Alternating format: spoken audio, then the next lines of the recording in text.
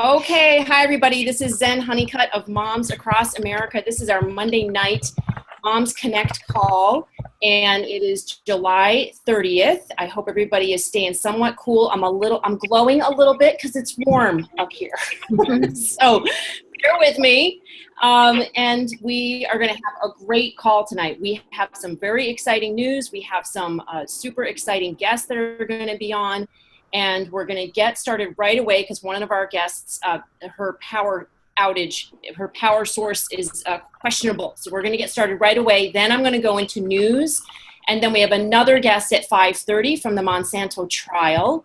And so we have a lot of great stuff to cover tonight. But before we get started, I always like to state that our mission is to empower millions to educate themselves about GMOs and related toxins, to offer GMO-free and organic solutions.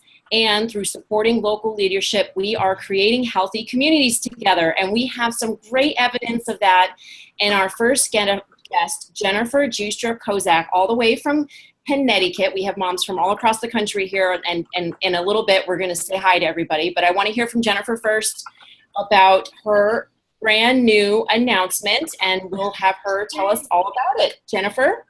So thank you. Yes, I'm very excited because your visit to Connecticut sparked me to want to talk to my town about all their spraying of glyphosate. And just interestingly, in the week that you were here, we had an episode in Oxford where the whole town was upset because everyone's grass was turning brown because they hired True Green to come in on a contracted basis, and they went crazy. And this crazy amount of spraying caused a lot of people to go into an uproar. Of course, many of them were just concerned because their grass died. I was more concerned at the amount of glyphosate that they were spraying all over the place. And so, interestingly, there was a bit of an uproar in my town. So whatever better time to make a ruckus is now is I decided to get a hold of the person that makes decisions about these things in my town. And I met him this morning, and I got two professionals, actually three professionals. I got the leading director of NOFA, which is Northeast Organic Farmers Association. He's the director of that. And then I found a local mom who also owns an organic landscaping company to come to this meeting. And there were a lot of residents that were very upset about this, but I didn't want to bring the whole town in because I just didn't want it to be a witch hunt and didn't want people to get on the defense before they needed to. And so we just brought in the experts with the solutions, and I was shocked at the fact that they really want a green town as well. They just didn't know what I knew because of all the information on Zen's website I brought to the meeting and educated them about glyphosate and so forth.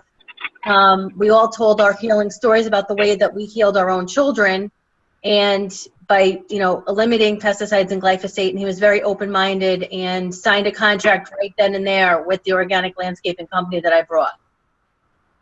So right then and there in one meeting. Woo!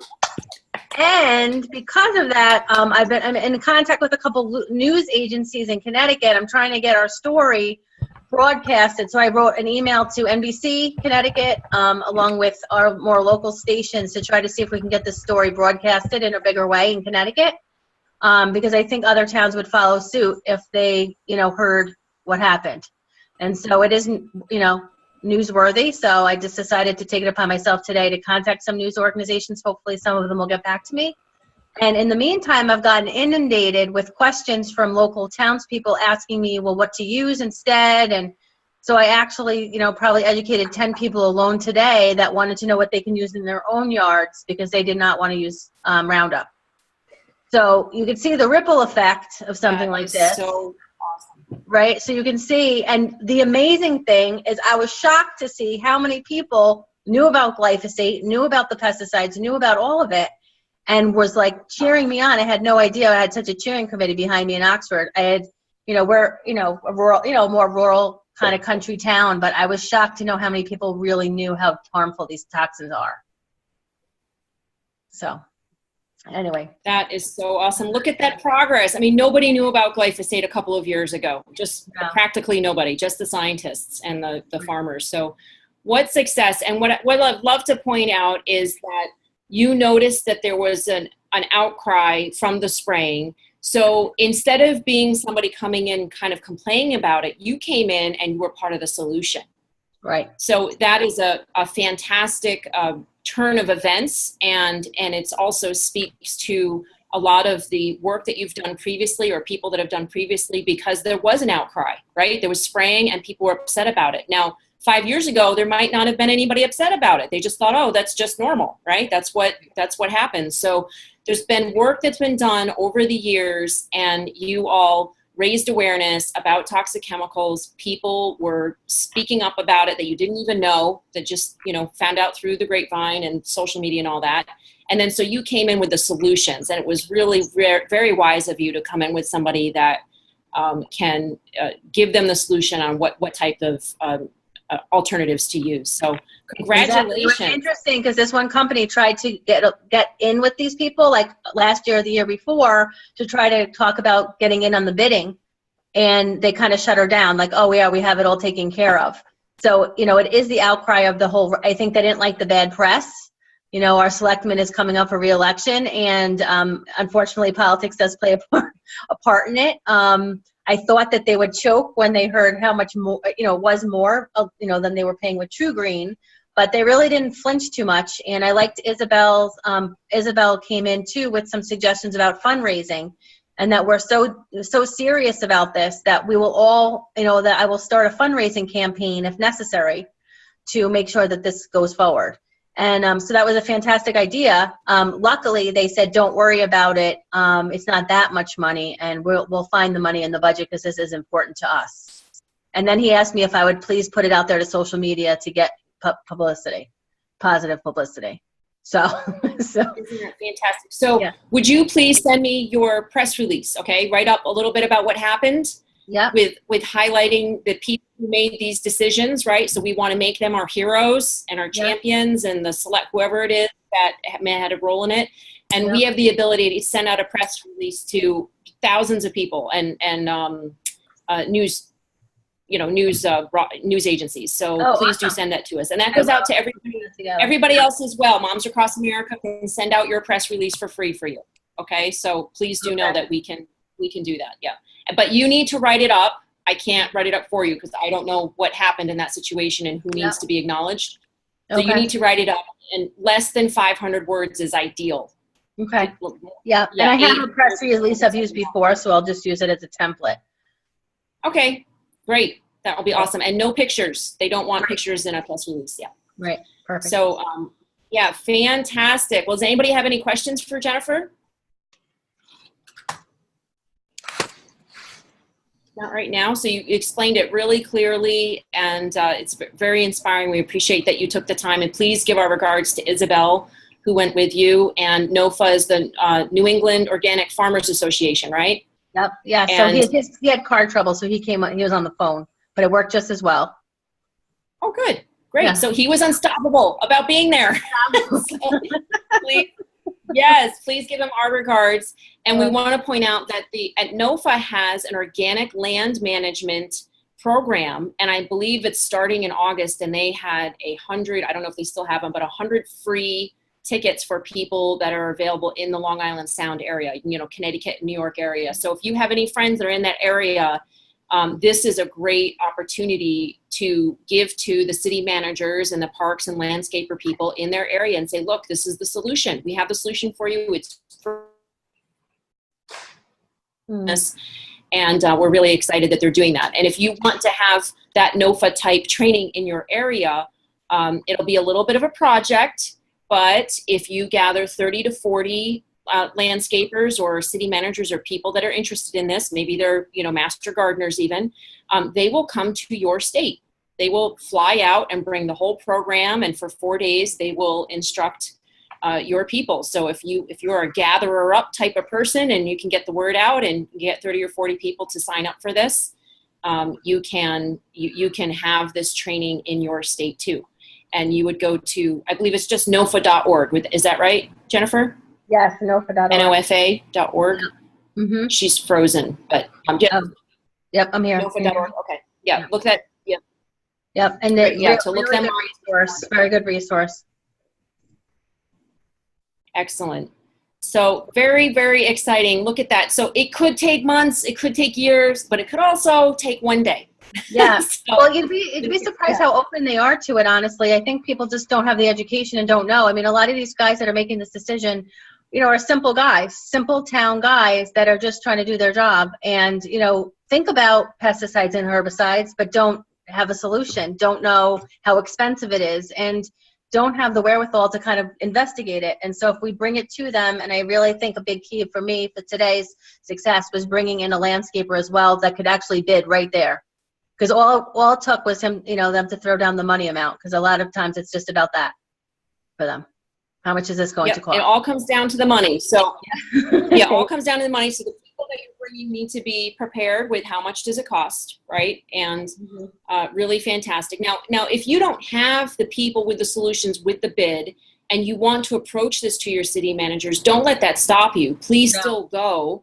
But it is helpful to look up people in your area that could resolve this situation, you know, but you do want to still raise the awareness with your city manager and your homeowners association and everybody, even if you don't have that landscaper to come with you, because they know landscapers, and it's not, you know, it's not the end of the, it's not extremely challenging to look them up, and they can use this the same landscaper too. They just need to use these different products, right, and different methodologies. So you know, it doesn't have to mean that you find a new landscaper, right, Jennifer? Right. No, exactly. I mean, and the organic farmers websites and stuff have a lot of resources to people that are trained in organic farming and so forth. So if anyone has a hard time finding that's what they could do too. But yeah, a lot of companies actually have a lot of organic products. We just have to ask for them. I have a question for the group, and this is on the same subject. So if you're talking to an individual and in conversation, you're talking, they spray glyphosate, they're using Roundup, and they say, well, it really works. What are my other resources? What is your go-to response to that person to find, you know, if you had to do, you know, like an elevator type comment to them, where would you send them to find out about alternatives?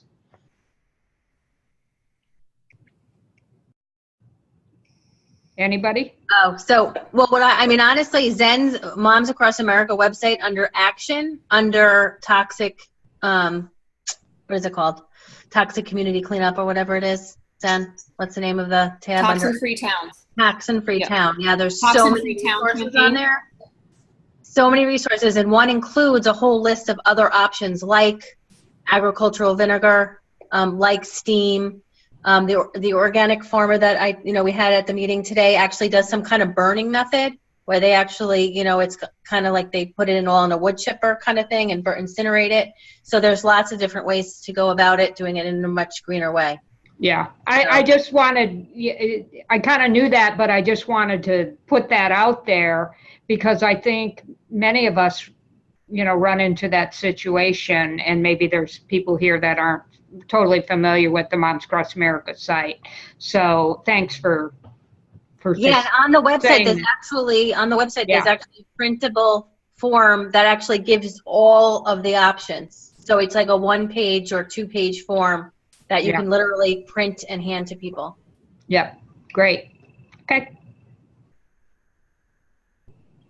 Yeah, thank you, Jennifer. And that document of the 10 alternatives to Roundup was written up actually first by Baum Hedlund, you know, the lawyers that are representing Dwayne Johnson, who's suing.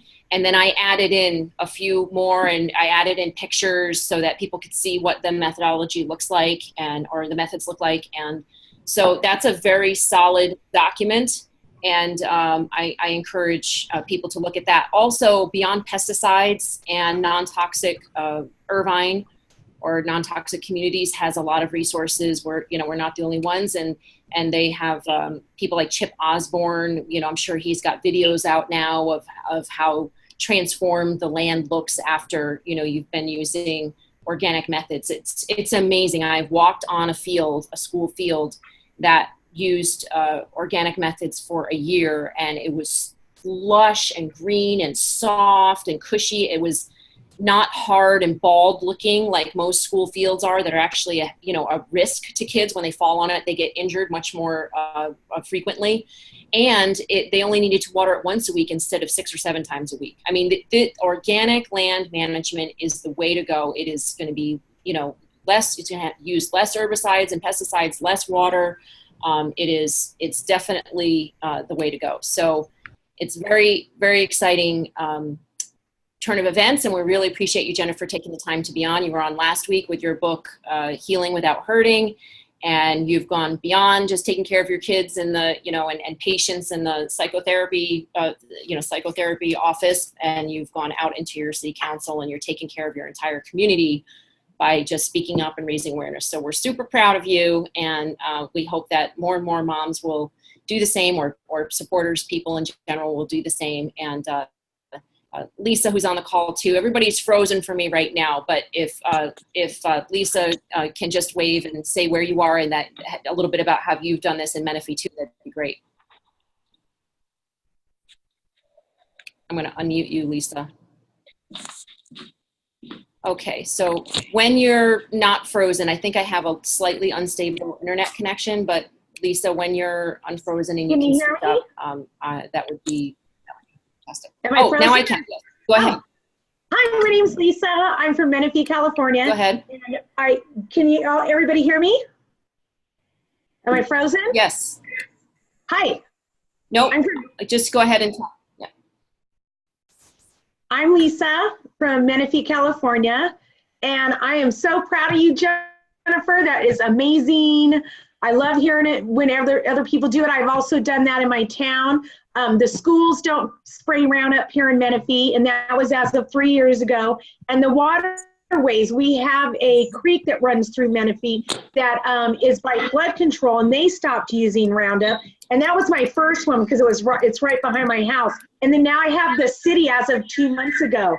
And I think it is easier now. When I first started with the city, they looked at me like I'm crazy, but we had new people come in. But it's much easier now because it's getting around. And also with the Roundup is such a hook for them to also move away from fertilizers and other things that are on Prop 65 that really harm our kids. But yeah, you just got to get out there and talk. I was by myself, and I didn't have. So proud of you for finding people to go with you. I was so scared. Elizabeth's on the call. I didn't see her. Hi. So wonderful. Good job. And yeah, everybody just needs to keep going out there and doing it. Even if I didn't know hardly anything, but I was so frustrated because my son was being ill at his school for spraying of ants. And he was sick for 2 years with migraines. They don't even know what was his issue till this day. And so I went out blindly, only knowing a little bit from information from Moms Across America, but I didn't care. Now I know so much more, and it's kind of exciting. But I just went out and I told somebody, and I said, this has got to stop. So I'm glad, other people are doing it. It's wonderful. So. Thanks, Lisa. Great job. All right. Thank you very much, Lisa. Very exciting. Okay, so now I'm going to go through a little bit of news, and in 10 minutes, we're going to have Kelly, who's Glyphosate Girl, is going to talk about the Monsanto trials. But before she comes on, because I'm not sure that the Kelly that's on is her, but anyway, we're going to go through some news first. So we're sorry, first of all, we have some bad news, but studies like this, in a way, are good news for us because it strengthens our ability to say there is science to show that glyphosate and GMOs, 80% of GMOs are engineered to withstand glyphosate. So if you're eating GMOs, you are very likely eating glyphosate. And if you could mute, please. Thank you. That'd be great. And if you're not eating GMOs and you're not eating organic, but you're not eating organic, you are still consuming glyphosate most likely on lots of foods. And the recent news out is that glyphosate-based herbicides impairs female fertility. And the very concerning thing is that it's not just the female that's eating the glyphosate at very low levels, by the way, very low levels. The study showed that exposure during pregnancy to low doses of glyphosate herbicide impaired female reproductive performance, and induced fetal growth retardation and malformations in the second generation offspring. So it also showed that industry declared no observed adverse effect of 1,000 milligrams per kilogram for body weight per day for maternal toxicity is not a reliable indicator of reproductive safety. So what this means is that not only is the mother at risk, her baby at risk, but the baby's babies are at risk, the second generation. Because here's the thing, when you are carrying a female baby in your womb, that female baby is growing the eggs that it will have for its entire life, right? So you are effectively growing your grandbaby's eggs. So if those grandbaby's eggs and your baby are being impacted by glyphosate, you are exposing 3 generations in one mouthful to reproductive harm, yourself, your baby, and your baby's babies. And so this is extremely concerning. Now, we kind of already knew this from the Russian study about hamsters that we knew about maybe 5 years ago. It said the 3rd generation of hamsters were infertile, right, or just not able to reproduce. So this is just further evidence that the females of rats that ate very low levels had impaired fertility. So this is really bad news, very concerning, but for our cause, good news that we can say, listen, we have more evidence. This is a chemical that should definitely not be on our food or in our water, being sprayed anywhere at all, near schools or on our sidewalks or streets. So this is a very important study. And also point out again that the no observed adverse effect level, which is what the California EPA came up with, I think it was around 1,100 milligrams per kilogram for body weight per day for maternal toxicity, is not a reliable indicator of reproductive safety. That means that very low levels, the levels that they have declared are safe are not safe, and that extremely low levels are dangerous, especially with endocrine disruptors, because the smaller that it is, the smaller amounts, it's more likely to be able to get in and to offset estrogenic effects, like to replace itself, instead of other estrogens. So it's very complex, but it is easy to understand that if you eat glyphosate and you're pregnant, you're going to be impacting the second generation as well. So very concerning news. New study that just got emailed to me a few minutes ago was from out of UCSF, 56 suspect chemicals found in the average pregnant woman. So we are inundating ourselves with chemicals, and this article is, the University of California, you can, at .edu, you can look that up. Each year, tens of thousands of chemicals are manufactured, right, in the US, and our pregnant mothers are being exposed to them. And they don't say the levels, which is unfortunate, but they do say that 2 of the chemicals in particular, I'm gonna get to them down here. So 2,4-D, we know that one. I'm not familiar with pyrocatechol, but it does say that it may cause genetic effects, harm fertility, or damage the fetus, or have carcinogenic effects. So I'll be looking this chemical up, researching that a little bit more, but this is a study that we'll be getting out and sharing with people. So, when you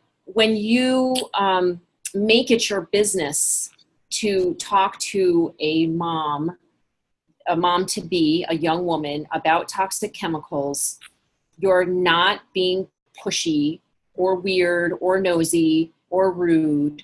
You really are doing them a service. And as long as you do it with love and you do it gently and kindly, it is very much needed. You will be impacting 3 generations of people. So I really do urge you to make the effort to go out of your way with young women to talk to them about the importance of eating organic and avoiding exposure to toxic chemicals.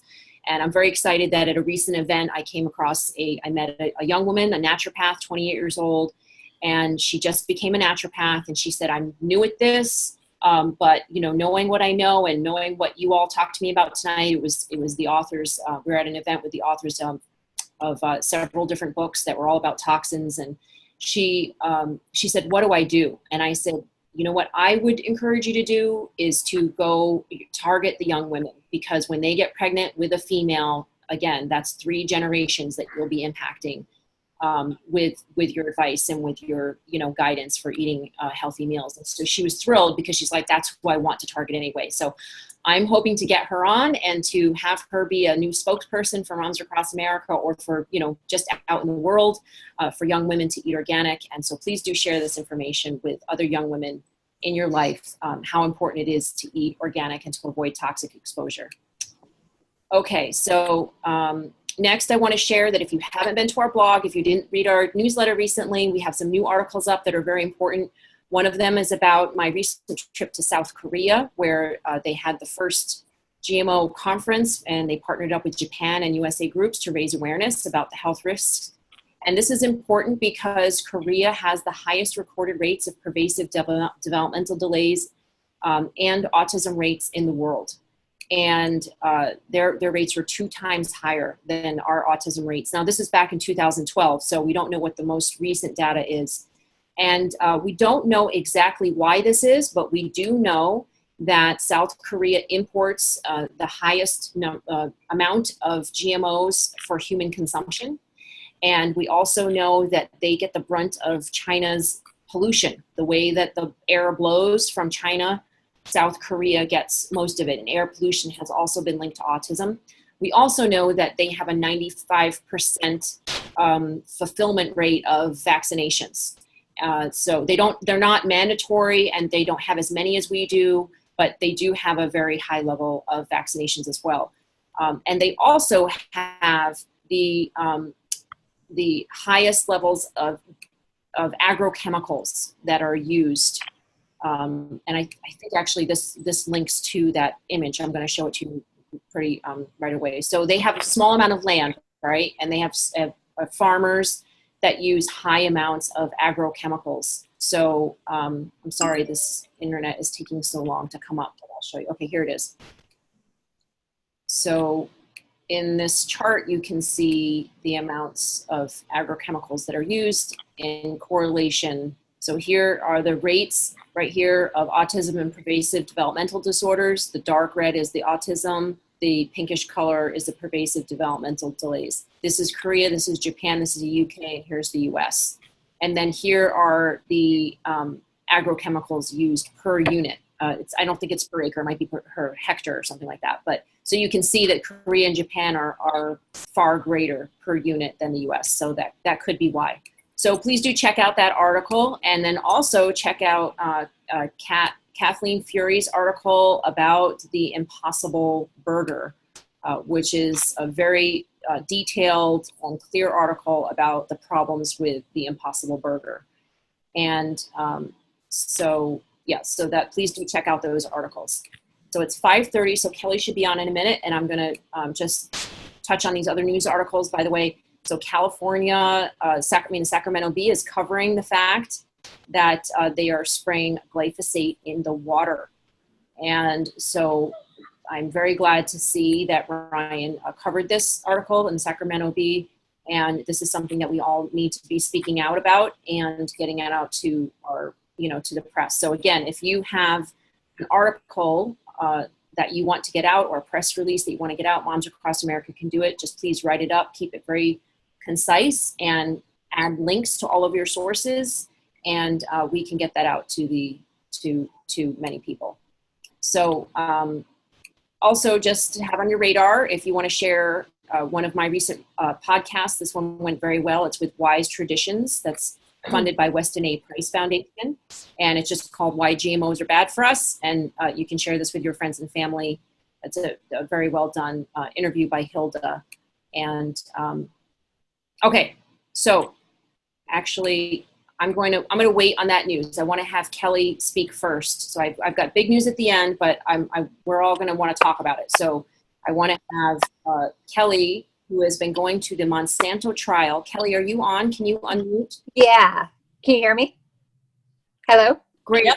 Yes. Can we see you, or are you just going to be? I should be seeable. Can you see me? I see her. You can? Okay. I can't see her right now. I can't see anybody actually. Everybody's videos are gone for me, but that's okay. So Kelly is the glyphosate girl. And if you haven't seen her blog, it's absolutely awesome. She's been going, I think, every day, Kelly? Yeah, every day. To the Monsanto trial? Every day, and she's got these awesome graphics. Yeah, she's got awesome graphics, and she summarizes what's going on very well, and she really gives her feeling on, the type of person that's presenting and what they're like, and the feeling in the room and all of that. So it's very exciting. And if you're typing, by the way, I'm just going to ask you to stop, or I'm going to mute you because I can hear clicking and clapping. But okay, so Kelly, can you please tell us, what has your experience been like being in the room at the Monsanto trial? And then after that, I'd like you to cover like specifics of what happened today. Sure. So it's been so shocking because you know what a global issue this is. And so many people around the world should be concerned about this, but it is so strange to me that it is me, it's Baum Hedlund, it's the Miller firm and Bobby Kennedy and like 2 reporters and then Monsanto legal team. And that is all that is there. And it just floors me because it's such a huge deal. I don't know how that could be. It is hard. I have had people email me and ask me how they can come to the case themselves. But you would think this was just an everyday little misdemeanor trial of some kind. It does not feel grand at all. They have had more media come. I think it was opening statements, then Johnson's testimony, and then they'll come for closing and verdict. So in terms of what the jury may think, they can see that there's a lot of media there on those certain days, but I don't think they have any conception to how enormous this case is and what they decide what it's going to impact. So that's concerning to me, although I don't know that matters, because hopefully they'll just come to a conclusion themselves regardless. The other very, very frustrating thing that all of us are scratching our head about on the plaintiff side is the fact that the judge has not allowed any mention of the word GMO because Monsanto finds it incredibly inflammatory. So that means that during the huge explosion in the late 90s of the use of glyphosate, and you can see that on like all these trend boards we're seeing, they are not allowed to say why it exploded, because the concern would be that people get really upset about GMOs and they know they're bad. And so the judge repeatedly has made these decisions in favor of Monsanto, and we are scratching our heads. We don't know why. The other one being, we are not allowed to mention California's EPA because that's just confusing. So we are sitting there literally between California flags with the California seal, but you better not mention what California thinks about it or Prop 65 because, that's its own issue. Meanwhile, as Brent Wisner has pointed out many times, not in front of jury, that the whole point of, Monsanto has brought this issue of Prop 65 2 times in front of the Supreme Court of California and fought to get it repealed. Well, they lost 2 times. But somehow we're still not allowed to tell this jury about what California thinks. So it's very, very frustrating. In terms of today, it's interesting hearing about what UCSF is showing, because just across the bridge, we have such a different situation at Davis, which UC Davis is our agricultural school, among other things, but they specialize quite a bit in agriculture. And Monsanto's first witness today, expert witness, is a professor at Davis and has studied for 40 years weeds. And he, it's very, I know just because from studying this and wondering which specialists to talk to, I don't know that any negative papers have ever come out of Davis on glyphosate. And Monsanto does give grants to Davis for research. And he holds 2, this professor holds 2 patents for which then was objected to, so it wasn't really shared with the jury, but brand new GMO technology that are really hardy. And he said, but no, I have no financial interest in pesticides, but it's specifically technology to better deal with, Roundup. So I would say my overall takeaway is we really have no idea what's going to happen. It really could go either way. The Monsanto legal team is excellent, grating, but excellent. And it really is, sorry, it really is a matter of, we're really fighting with 10% of the evidence we have on Monsanto, because just Bolanos is excluded so much. And yeah, once again, can you tell us digging into why? Kelly, I'm sorry to interrupt you, Kelly, but can you tell us which professor it was at UC Davis that you just mentioned? Yeah, let me look him up. It's not an obvious name. Yeah, and I just want to add Dr. in that go ahead. Oh, it's Dr. Kassim, Kassim, and the last name is Al-Khatib, Alkhatib. TIB as in boy? B as in boy. Yeah, okay. And yeah, I just want to add that Monsanto routinely uses it. Go ahead. Okay. I want to just add that I've come up against the UC Davis professor when I went to the California Horse Track Racing Board meeting, and he was the veterinarian on the board, and he worked at UC Davis. And that's the same place where they have started the weed-free straw program. And that is created and funded by UC Davis. And of course, what makes the straw weed free? Well, spraying glyphosate on it before harvest, right? So he was very adamant against what we were saying about harm from glyphosate, and he was very resistant to testing the horse's urine for glyphosate. And of course, when they finally they did find it in the horse's urine, but they're still trying to say that it's safe. So yeah, the UC professor that I came across is like you said, they're biased because they're being funded by Monsanto. So, and they're only so everybody's thrilled. Oh, that's nice. I just say Monsanto also is just objecting throughout everything on every basis, and she's sustaining a lot of the objections. So, and definitely not true on the plaintiff side. It's overruled nearly every time, so it's bizarre. Yeah, so but it's a step. We'll see. Maybe she'll swing this way. But so here's the thing, though. It's a jury trial. So what the judge thinks is not, that's not the only the judge is not the only one judging, right? There's a jury that is going to assess this whole situation. Have you had any take on the jury? So I have been observing the jury just because it's small quarters and we're in the same general vicinity. I would say that, during jury selection, I think it was 40 candidates that were kicked out because Monsanto and Bolanos thought that they knew too much about Monsanto and were already biased. But then we were sort of whittled down to the people that aren't very educated, so they've never heard of Monsanto. And then it's like, well, are we really getting a cross section of society represented in the jury? So, I do think that given all the evidence, there's no question that the jury would be in support of the plaintiff. I think they don't know the half of it. And so that's really what concerns me. But they do seem like normal San Franciscan, like typical kinds of people that probably have a bent towards environmentalism is what I would imagine. So I do feel hopeful on that. Given how many were excluded, they're actually a pretty normal group of people. And there is one woman on there who is a biochemist herself. And her questions for the witnesses are so far beyond, because she has a PhD.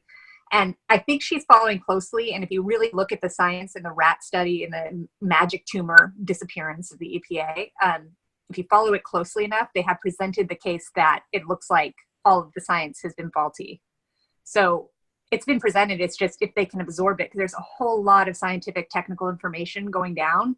And without the ability to even know how to read p-values and statistical significance ideas, I don't know how much you can follow. But presumably when they do deliberations, they can review that. But it's complicated science, these studies are showing. Yep. So if you can try to keep your camera stable in one place, that would help the viewers. I appreciate it for everybody to keep your camera stable and have good lighting. That would be great. But so if you let me. So Can I say something? somebody has a question? Yes, Jennifer. Jessica. So I'm just thrilled, Kelly, that you're reporting. Kat and I were there the first day on the opening statements, and I think my article Zen pushed it out, so it got a lot of interest.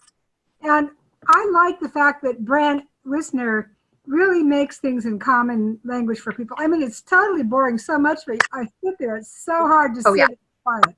But then this guy got Lombardi. Oh my gosh, he's the Fred Jones guy. But the San Francisco jury is not buying it because he has these flashes of anger. I'm just doing Mr. Fred Rogers all sweet, and then his eyes flash with anger. And it just, I think they see right through him. So reading the jury, there was one guy in the back. Oh, I can't talk. I don't want to do anything that would prejudice anything about what's going on. And same as you, I had to be real careful. I wish I was even more careful about not saying anything in the hallways because they are there. And I was also surprised how few people are there. But it was such an honor to be there with the Kennedy legacy. I mean, his adorable son, and Lee, the custodian. He's such a good heart. Amazing guy. He's just fighting for his life. And I talked with him, and I just told him blessings. And I told him what a hero he's doing for the children and the teachers and staff of California and the world. But what he really wanted to hear was blessings, that we're praying for him. He has, really, he's got 2 children and 3 children. He didn't mean to bring this roundup on all the other children. The one thing he is doing now is standing up against it. So there's an amazing man. So how much longer do you think it will go?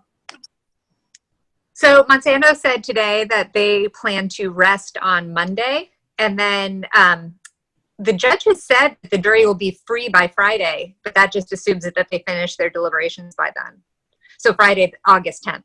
So when are the closing statements? I think that they're thinking they'll be on Tuesday or Wednesday. She's going to decide and see. Okay. You'll post, of course, as soon as you find out, because there are many of us that would like to be there and see if we can figure out a way to get up there. That would be great. Definitely. I hope so. Yeah. And I've got guest rooms. What's that? I have 2 guest rooms. Okay, that's great. Thank you. I'm in Sacramento. That's San Francisco. It's a little bit further, yeah. So Kelly, what is your background? Have you been following them for a long time? Like you just popped up on my radar because you emailed me. So what was your background with all this? So my background was completely in business, actually, before, in finance and private equity and marketing. And then I got severely sick after my second child, who's now 9, and just got progressively ill, more and more ill. My kids were both sick all the time. And, I was literally in the Stanford ER, unable to walk anymore until I happened to read an article actually on Goop about postnatal depletion and gluten sensitivity. And I was like, okay, so I got deeper into that and started getting really involved with IFM, the Institute of Functional Medicine, just to learn more about all these things and learning about all this and talking to all those scientists. And it became very clear at IFM conference that was just this May. I talked to every single scientist about this. It was probably ridiculous, but I said, you keep on showing these pictures of the intestine and you keep saying that there are these toxins that have created this situation. So why aren't we directly addressing glyphosate? And they all were like, well, yeah, I really agree. That's a big issue. And I'm like, well, isn't it the issue? I mean, if you track everything, it's directly correlated. And they're like, well, yeah, but we can't get funding from the government to study that. So without the money, we can't prove that. So we're just putting it out there in theory. I'm like, okay. And so that now I just am so pissed that here I am. Yeah. I'm focusing myself, and I'm like, I think it was meant to be that San Francisco is where the trial was. It's great. I'm so mad. Because you're in San Francisco. Is that it? You're able to be there every day. Yeah. That's how. Well, that's great. So have you been able, so Kat is asking, has Brent Wisner been able to say that 250 crops are sprayed with glyphosate according to Monsanto's own sales information? Has he say that? Do you know what he did yesterday with Charles Benbrook was had him put up a big Excel spreadsheet with the number of, or the amount of pounds, I think it was, sold and used each year over year, and just the explosion of it. But he didn't say anything outside of that yet. And Brent hasn't really highlighted it, though I wonder if he will in closing statements. Yeah, because that is important. Although this lawsuit is particularly about exposure onto the skin, it's not about food and consumption. But I am glad that he was able to talk, somewhat about that and say how much glyphosate is actually used. Because otherwise, they might be thinking, why just this one chemical? Well, they have to know that it's the most widely used chemical in the world, and exactly, and what the impact is on the human population. So I'm really glad he was able to say that. Okay, so I'm going to share some good news while you're still on, okay? Because we have a few minutes. I want to hear your feedback on this too. So this is some really big news. I'm very excited. If you go to Moms Across America's website and you go to Action, there's testing. And on testing, if you click on the Detox Project, check this out, folks. This is so exciting. Okay, it's coming up. Hang on a second. Sorry, I have a slow look. Food and water test your glyphosate from your home. You can test for glyphosate in test strips from your home. And yes, and hair test. You can test your hair for pesticides and glyphosate. And this is super important because we're going to find much more accurate levels in your hair. Somebody's clicking. I'm sorry, I have to mute for a second. There's a lot of clicking going on. Okay. So you can find much more accurate levels in what's in your hair, and what's in your hair, what you got to take it from the base of your hair, is an assessment of what's happened over the past month. So it's not just like one little blip in time, it's not just one day, that moment that you peed, and did you, consume hummus the day before that has 6,000 parts per billion of glyphosate on it or not, so it's more, your intestine is more random. So this is more accurate assessment of what you're seeing in your body or your child's body. And so that's through pesticides in hair testing. Sorry, let me click on that. I believe it starts at $149. And if you want to go do the combination of glyphosate and all the different pesticides, you can, it goes up to, so glyphosate in hair, $149. Home pesticide test, so that's, pesticides you might use around your house, that's $199. Agriculture pesticide test is $199. Agriculture pesticides and glyphosate is $348. Combined tests, not including glyphosate, or combined test including glyphosate. So if you want agriculture pesticides, home pesticides, and glyphosate, it's $499.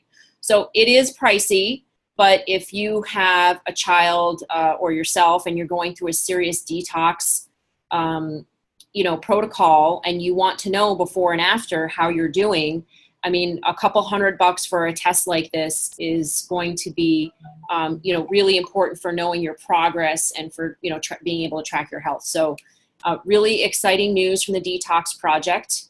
And this is the gentleman behind this is, or one of them, there's a whole team, but one of them was the guy from Sustainable Pulse, Henry Rollins, that contacted me when we started the glyphosate testing in urine and water, and said, hey, what about breast milk? And I was like, yes, we want to test breast milk. I just don't know how, didn't know how to get started or have the funding. And he said that he would get the funding for that. So we've known him for a long time. He's a really good guy, and we're very excited about this. So this is new technology, food and water test for glyphosate in your home. And I'm going to click on this so you can see which food items you can test. They don't have all of them validated yet. Obviously, it takes a long time to validate a test, but you can test your water, beer, honey, cereal, and infant cereals in infant cereals, whole oats, so your oatmeal, and wheat and corn and soybeans. And so you get the kit. It is $79 for 2 tests and $199 for 5 tests. So basically $40 a test for 205 of them for $200. So you can test your the foods that you eat most often. And if you want to test other foods, I'm sure you still can test them. It just may take a little longer or whichever. So this is it, a test strip. It's very exciting. So I just found out about this tonight, so I have not tried it yet, but we, of course, are going to order them. We're going to do a video to show you, how it's done and how quickly you see the results. And, I'm imagining you see the results right away because it's a test kit. But I haven't been able to talk to him about all the details. So this is, very exciting, and really, they're working alongside Abraxas in Pennsylvania, so it's in the U.S., and they're working to provide the global public with a uniquely developed and packaged home test kit for glyphosate. So I absolutely love this. Now, this is going to have people testing. I especially think baby foods would be really important for people to be testing, and and their wheat. I mean, I guess their bread looks like. I don't know if wheat just means all of bread, but anyway, we'll be getting more details about it. We'll be putting that on our website as well. But isn't that exciting? Very exciting. Now, Zen, quick question for you, because I get this question a lot. Has organic food been tested for glyphosate? Oh, yes. Yes, it has. So what are we finding? Because people ask me that all the time. Is it really organic? Is it real? Yeah, so we're finding that conventional food is anywhere from hundreds to thousands of times higher of glyphosate than organic. So organic is hundreds to thousands of times lower if it's detected at all. So there are cases where glyphosate has not been detected. For instance, in 2 brands of organic wines that I know of that sent me their test results, Lalonas and La Roca in California. So there are California wines that are available that are not positive for glyphosate. We just don't have the capacity to test all of them right now. But the ones that we tested in California were positive, including some organic. But the levels were much lower. Now, of course, we know that low levels are still of concern, especially considering the endocrine disruption. But I also have good news that I learned in South Korea. And this is, I don't know why I didn't know this before. It just has taken a while to get around to me. But one of the guys who's sort of like the Jeffrey Smith of GMO information in South Korea said to me that he found out from Dr. Stephanie Seneff that a certain bacteria called Acetobacter, Acetobacter, Acetobacter, actually digests glyphosate. And he said that it's found in persimmon vinegar. And I was like, where the heck am I going to get that in the US? I came back, I emailed Stephanie. She said, oh, it's also in apple cider vinegar, kombucha, and sauerkraut. It's in the vinegar-based type fermented food. So kimchi is not a good source of it because kimchi is a different type of bacteria. And, some other foods are not, so it's not all fermented foods that have this. It's just the vinegar-based ones. But they digest glyphosate. So, we know we're going to be exposed to glyphosate on a daily basis. In some way, some contamination. So in the meantime, I highly encourage people to eat, sauerkraut and drink kombucha and apple cider vinegar every day. We don't have scientific studies to show how much the depletion is. I mean, there is a scientific study that shows it does digest it and it does reduce it dramatically, but we haven't done it with humans, right? Yeah, so Bragg's apple cider vinegar would be great because it's organic, it's raw. I would suggest that. It's Acetobacter, Acetobacter, Acetobacter, Acetobacter. And it's in, it's in apple cider vinegar, kombucha, and sauerkraut. So that is great news, and it digests and degrades glyphosate. It gets it out of your body. Also, having probiotics, yes, Anna's mentioning, is a very good prebiotics. Prebiotics, yeah, prebiotics, a very good deal. And wild radishes were shown by Seralini to reduce, prevent harm from pesticides. And there's 2 other herbs as well. He only gave the Latin names, so I had to look them up, and I found them, and I don't remember the names of them right now, but they're basically wild weeds. They're like a bush and a wild weed. And so it's very difficult to get those seeds. So I've asked a certain seed company, friends of ours, if they could please supply those seeds to us, if they could find a way to sell those seeds. Wouldn't you love to buy a 3-pack of those herbs, right, or those seeds, and be able to grow them in your backyard? Because here's the thing. Seralini said, and this is in Healing GMOs, Jeffrey Smith's series that was just out, that it was the fresh herbs that prevented the harm, not the dried herbs, not the tinctures, it was the fresh herbs. And so he said, everybody should have an herb garden. We should all have an herb garden. We should go out in our backyard and pick those herbs and throw them on top of our dinner. He said a warm plate. So I don't know exactly what that means. Maybe there's something lost in the translation. Maybe he meant like on top of a cooked dinner. So when you warm up the herbs a little bit, it releases something. I don't know. But he didn't say to throw it into the food. He said to put it on the plate, warm plate, just before you eat.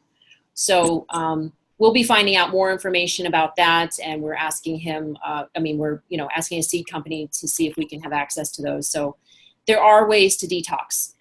And we do need to be doing that every day. And if you look at Dr. Klinghart's information, he says the same thing. Everybody should be doing something to detox every day. Zen? Yes, Jessica. So wild radish grows all over California.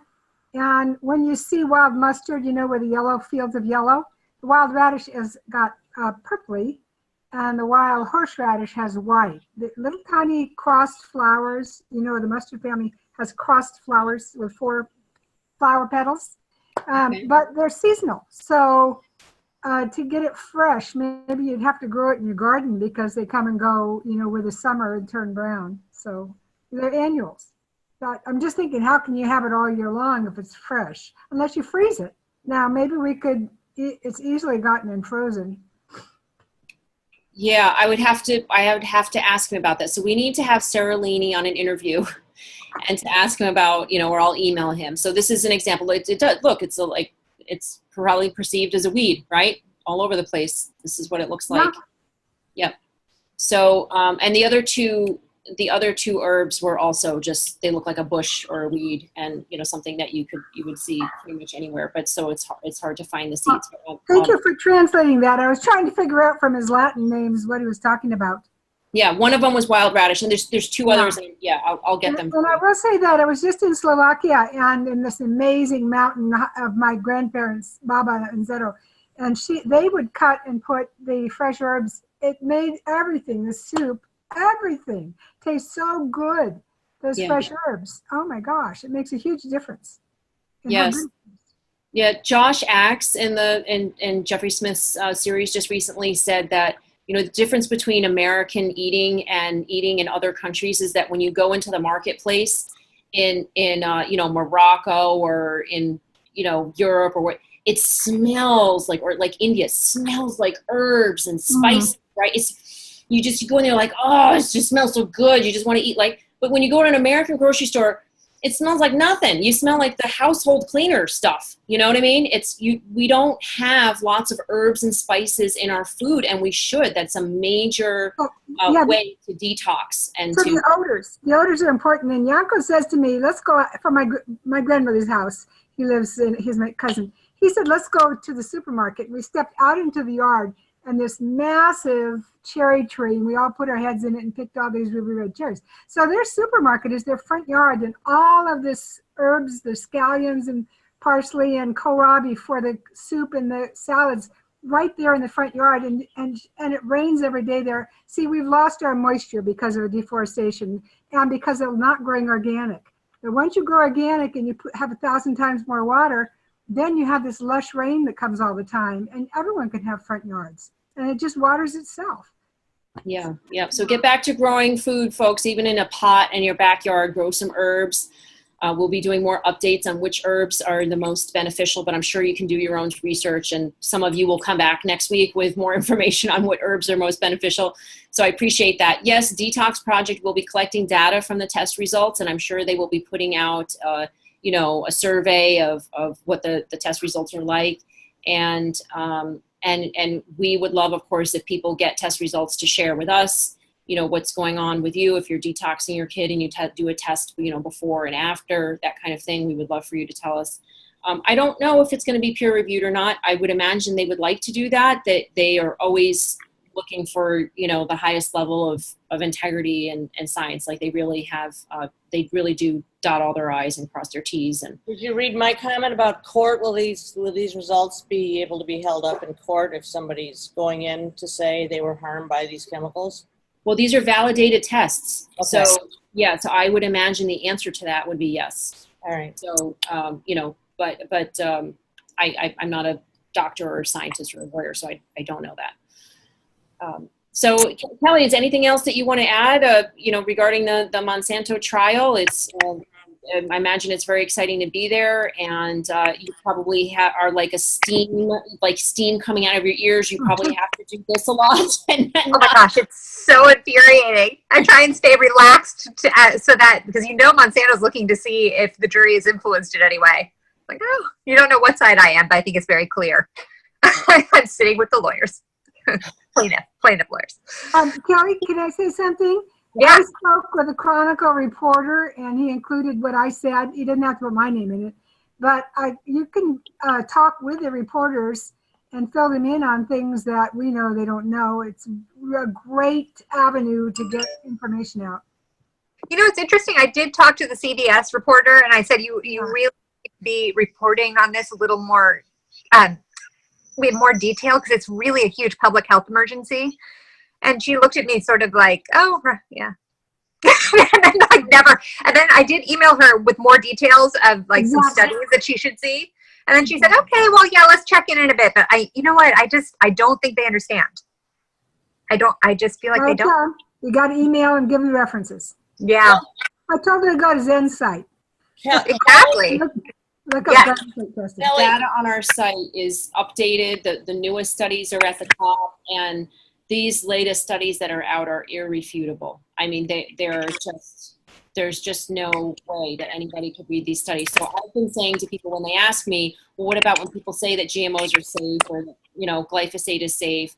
I say, you know what, there's no longer any debate about the health risks of GMOs and related toxins like glyphosate. There's only people that are choosing to ignore the science. Mm-hmm. Excellent. That's a great thing to say.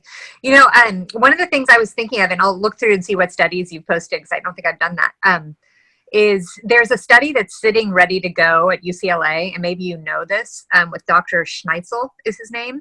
And he specifically is an intestinal mucosal scientist, and he refuses to be bought off. And he is ready to go with preliminary studies that show the good bacteria is attacked by glyphosate.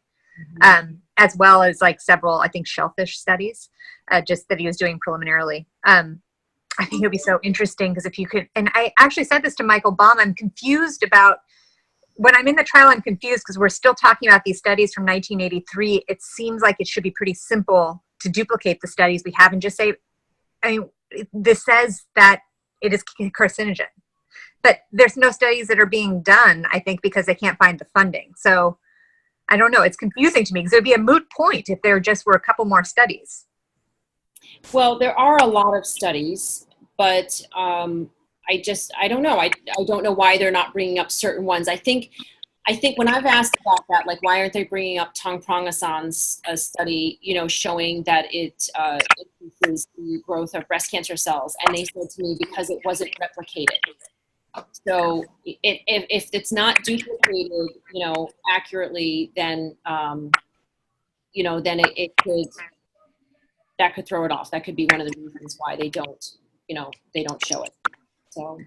One of the scientists, I can't remember which expert it was, referred to the endocrine disruption, and Monsanto had a huge objection. So that has nothing to do with any of this. And I thought, that's well, maybe the jury kind of heard it, because maybe they've read about that. But that's Are you kidding me? Endocrine disruption can lead to cancer. Oh, yeah, no, they don't think so. They don't think so. And the other thing I'll say is that these people that are being shown in testimony from Monsanto, the Monsanto employees are all by video deposition, so they're not live with us. I am telling you, I think that by and large, most of them believe that it is non-carcinogenic. I don't think that's true of Donna Farmer, who I think knows. I think Bill Heidens is another one who knows. But these people that are junior to them, I think that they wholeheartedly believe it. I think they believe that it's safe and it's just like water. Well, but let's be careful, though. What they're saying, though, is that glyphosate by itself, they're trying to say glyphosate all by itself doesn't cause cancer. And, technically there may be evidence. I'm sorry, somebody's clicking. I don't know if it's me. Is it me? I'm not typing anything. Let's see if I move a little bit. It might be your, okay. So, the distinction is there's the final formulation of Roundup, and then there's glyphosate all by itself. I'm just going to mute you for a second, see if it stops. Yeah, I think it's yours, Kelly. Okay. Anyway, so So that is something where they may have studies to show that glyphosate all by itself doesn't cause cancer, so they can say that, and they feel that they have the ability to say that. Whereas the difference with the final formulation, glyphosate's never used by itself. Right? The final formulation is a different story.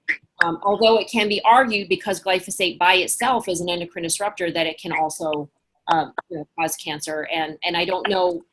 Don't quote, No, yeah. On this, they know much more deeply about just glyphosate alone and the final formulation. But I think that's why, because when I was back speaking at the Monsanto shareholder meeting, they were very careful just to say glyphosate. They didn't say glyphosate herbicides. Do you know what I mean? That's interesting. Meaning the final formulation. That's because that POEA surfactant that they're still putting in the United States version of Roundup is a known carcinogen, but Europe it's banned. Right. And so they make a different one for them. Yes, of course. And isn't that chemical the one that's allowing that because Dwayne Lee Johnson was wearing protective gear, it's this POAE that was forcing these things through his protective clothing, which is a huge issue.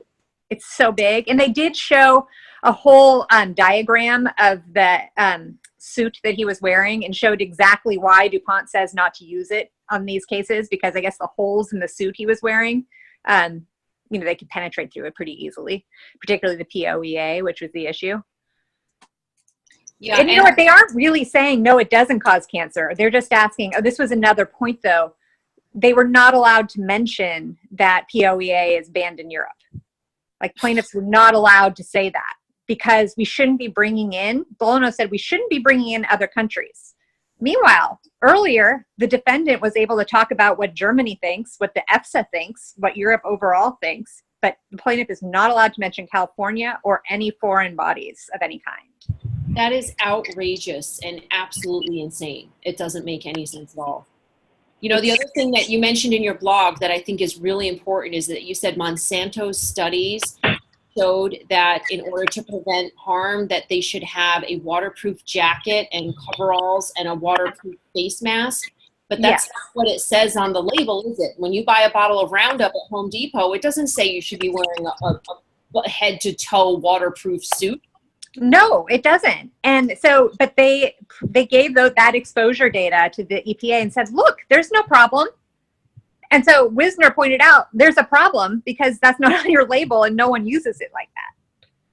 And they didn't really say anything more about it. Well, if I were on the jury, the plaintiff would win just because of that reason alone.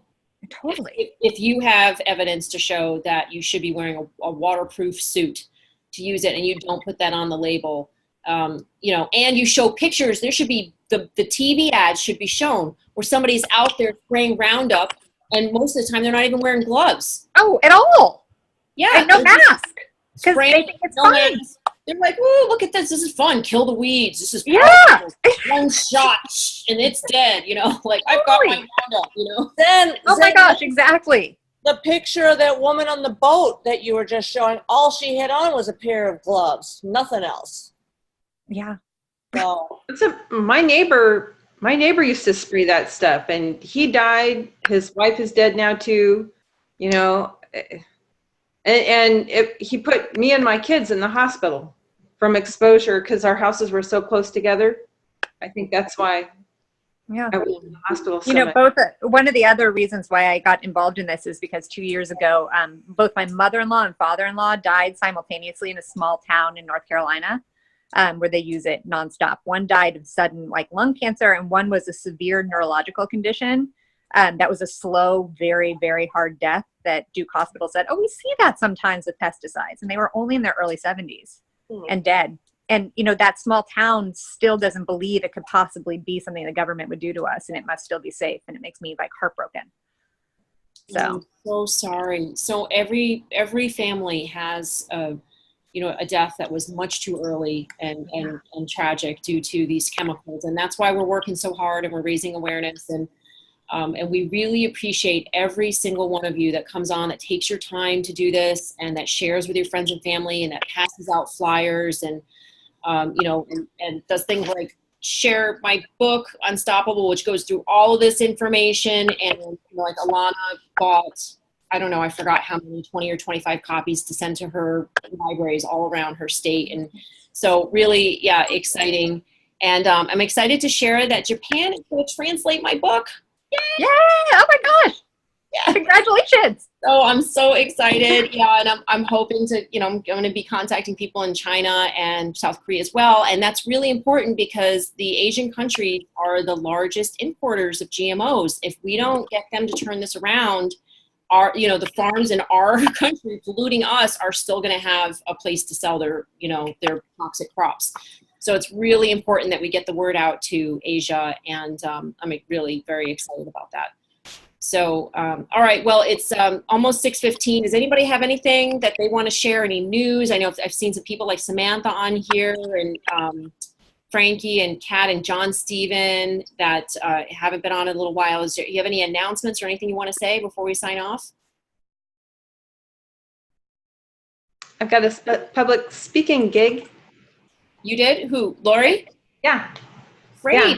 Where? Somebody approached me. It's just going to be right here in my little town. So in Kitsap County. So I'm excited. It's coming up at the end of the month. I'll tell you more about it later. Great. So it's about health and GMOs and all that stuff? Yeah. Very exciting. Great job. Yeah. So Marcy from Colorado said that, yeah, good job. Thank you, Lori.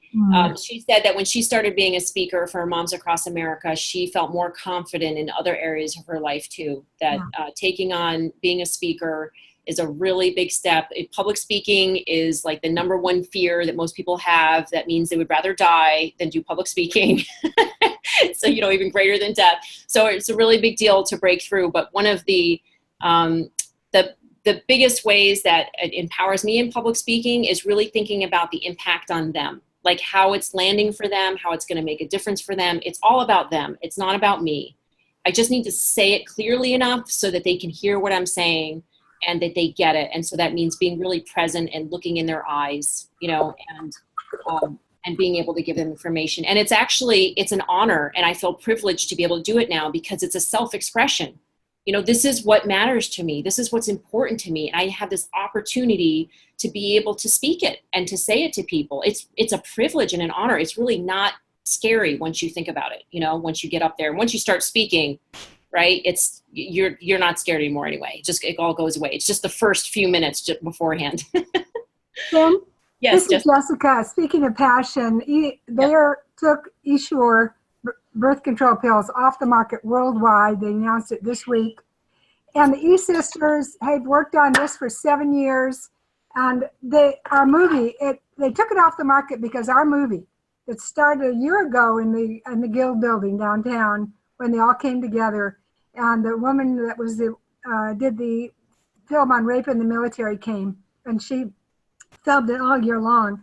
But amazing film, Bleeding Edge. It appeared on Netflix 2 days ago. I have to tell you, it's hard to watch. Just like the story of GMOs is hard, and vaccines is hard, and Roundup is hard, but it will change your life. Those are all women that were in our pre-screening we just had this week at the Guild in Sacramento. Women came that were in the pilot study, and they gave their lives really because every one of them had to have a full hysterectomy. And they're so much healthier this year than they are last year. Every day that gets past having there's a gun that shoots these coils into your fallopian tubes. It often misses. Some women had 6 of them in them because they kept missing. They puncture even the sac of the baby. It's supposed to be birth control. The stillborn babies are born dead because the Essure coils have punctured the sac. And so it's a horror story, but this movie is so much bigger than Essure. What's it called? Can you say what it's called? Bleeding Edge. Shoot it out from my page. You can. It's right down here. Yes. It's all medical devices the FDA approves in the United States based on 50 patients. One of the women in our group, they had eliminated her because she put down that she had pain, and they crossed that out on her study and said pain was not related to the E-coils. Tamara Myers, who's the president of Freshwater Guild, Junior said, her husband said, she hurt so much when they put in the coils that he thought she broke his hand. They live with this pain all the time. Their hair falls out, their teeth falls out, they look like they're pregnant. I don't want to go into all the stories, but see Bleeding Edge, because it's not just Essure, it's dental implants, it's joint implants, it's the meshes, it's all of these devices. They talk about the Da Vinci robotic surgery. Go into the inside of the FDA medical devices, because once they approve one device, then they can approve other ones based on just on the company's 50 people that they've fraudulently reported. The FDA doesn't do it themselves. They just accept the company. They can then approve second generation, third generation, fourth generation because of substantial equivalence.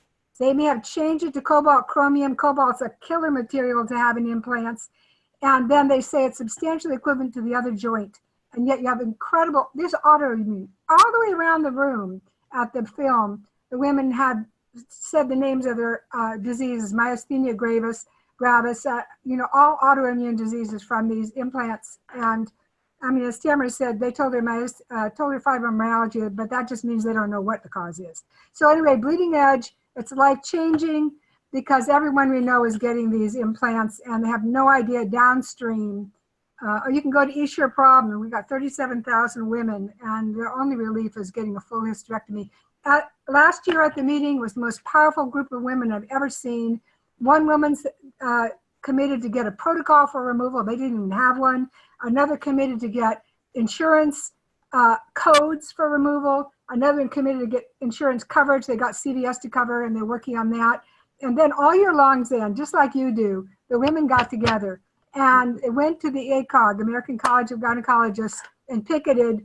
And they talked with them, and they now got a whole group of doctors nationwide who can remove them, are getting qualified, and the women can trust. Then they went to the other gynecologist meeting, and they treated them like they were bizarre specimens. So the women, this is one of Cat Fury's strategies.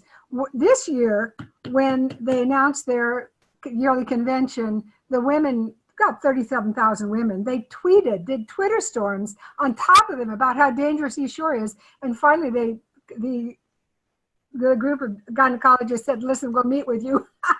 So, I mean, these women are awesome. Awesome.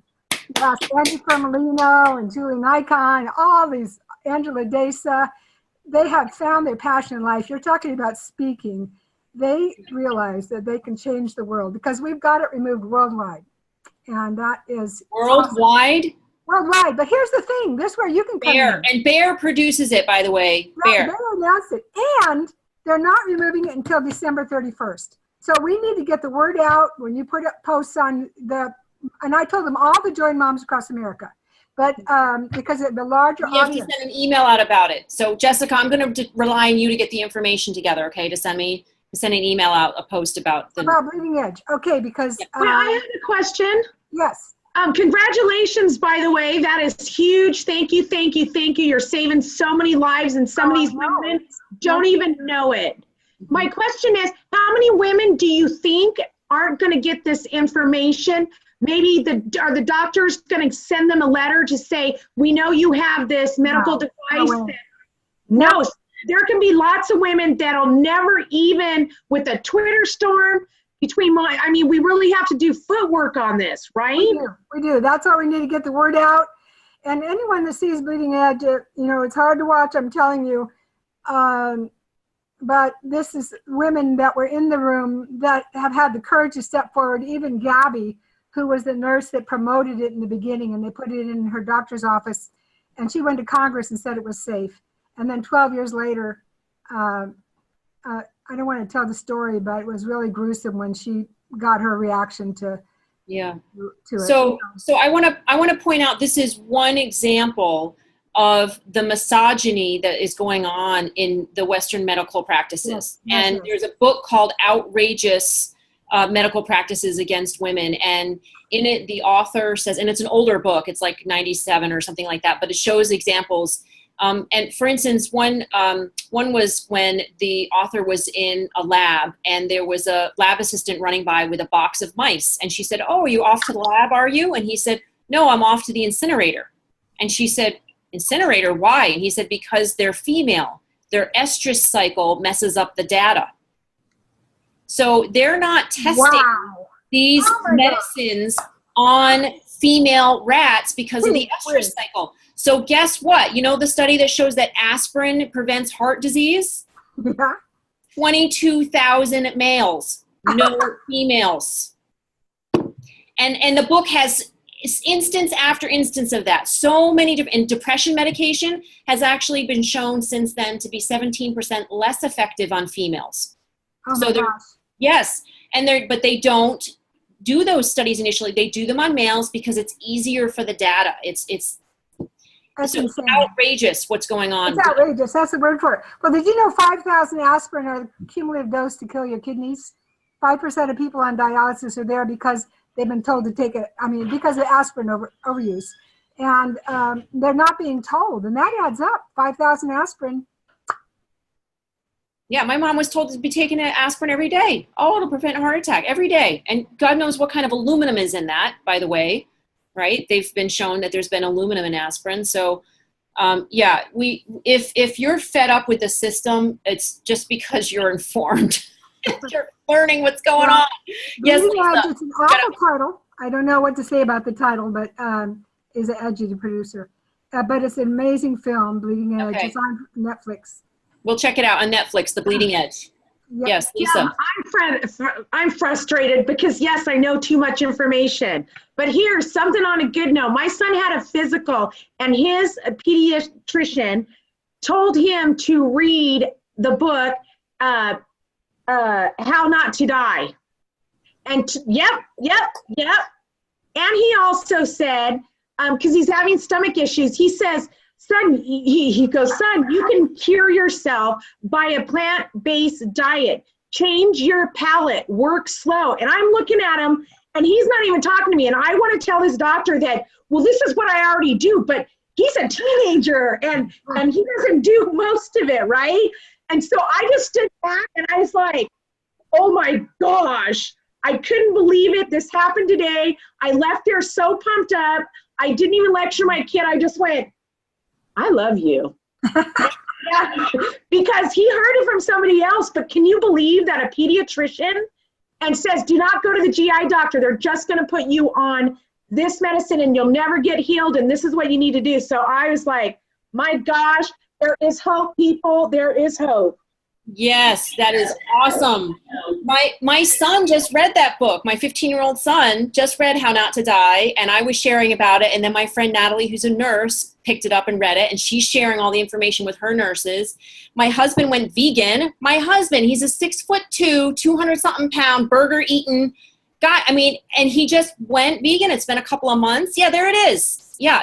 It's a great book, and we have dramatically reduced the amount of meat in our household because my other two younger sons are not on board with it yet. And I'm perimenopausal, so I'm not sure if completely taking meat out. Anyway, I'm still not totally there, but we definitely have reduced the amount of meat that we eat. That's very exciting. And that's all you can do. Like, I haven't cooked meat in my house in about 3.5 years. We go out, we source the best meat if we do. Now my son hides it by going to his friends, and he's still eating this and that. But overall, but you just got to go slow. And just take it when it takes time to do all that kind of stuff. But even just doing one simple thing every day, and yeah, your husband came around. It took my husband too. It takes, and I hide all the good stuff in the food too. So I'm like, eat this, ew, gross. Then I hide it right under the whatever I'm cooking. It reminds me, we used to stick peas inside of my son's French fries. We would hide them in the French fries so that he would actually eat something green when he was a toddler, But Yeah. Oh, funny. Yeah, the things that we'll do. Oh my gosh. So now, okay, so Frankie's son said he got Lyme, and now that forces him to eat healthy. And you know what? Yeah, all of these breakdowns, right? My son almost dying on Thanksgiving night, other people's, getting breast cancer or all kinds of Lyme or all kinds of issues. There's always a breakthrough that's available. So whenever it seems the darkest, just know that light is coming and that people will come out of the darkness that are amazing. You will see the best of people in the worst of times. So don't lose hope. Right? Like Jessica, she's amazing. I heard about the e-shirt thing from her passion. She drove it. She wouldn't stop talking about it. She got to get out there. She was encouraging other people. They had the whole thing at the Guild. I mean, we just don't give up. Just Be Unstoppable. That's why that's the name of my book, Be Unstoppable. Get the news out there. And thank you, Kelly, so much for being unstoppable to be at the Monsanto trial.